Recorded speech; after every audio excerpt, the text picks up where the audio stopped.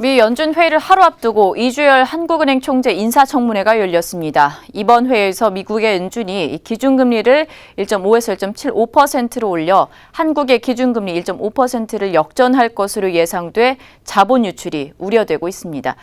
이에 대해서 이주열 한국은행 총재 후보자는 선제적 대응보다는 신중하겠다라는 입장입니다. 노회철 기자 연결해서 자세한 이야기 들어보도록 하겠습니다. 노회철 기자.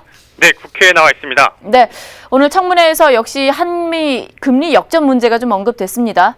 네, 그렇습니다. 미국의 기준금리 결정을 앞두고 이주열 한국은행 총재는 미국이 금리를 인상한다고 해서 하느니 기계적으로 대응하는 것은 아니고 미국의 금리 정책 방향이 어떤지 가늠해보고 그것이 우리 경제에 어떤 영향을 미치는지 살펴보겠다는 신중한 입장을 내놨습니다.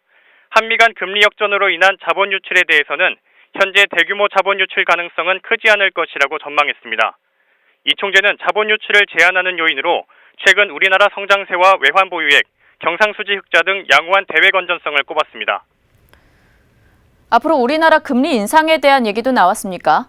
네, 이 총재는 당분간 수요 측면에서 물가 상승 압력이 크지 않을 것으로 전망돼 성장세 회복이 이어지도록 통화정책 완화 기조를 유지할 필요가 있다고 말했습니다.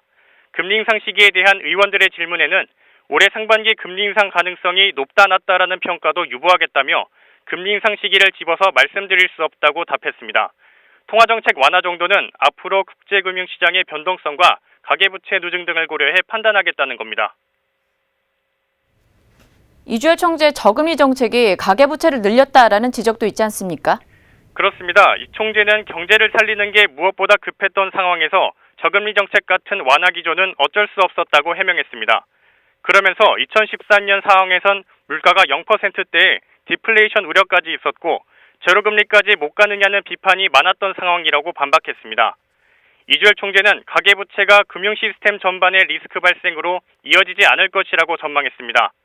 현재 가계부채가 상환 능력이 양호한 계층에 집중됐고 금융기관 복원력도 양호하기 때문이라는 설명입니다.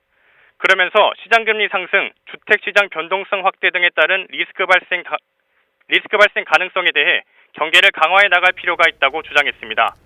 한편 한국GM이 군산공장을 폐쇄하면서 지역 경제에 어려움이 예상되는 가운데 이 총재는 군산에 최대 500억 원 규모의 금융중개 지원 대출을 투입하겠다고 밝혔습니다. 지금까지 국회에서 아시아경제TV 노회철입니다.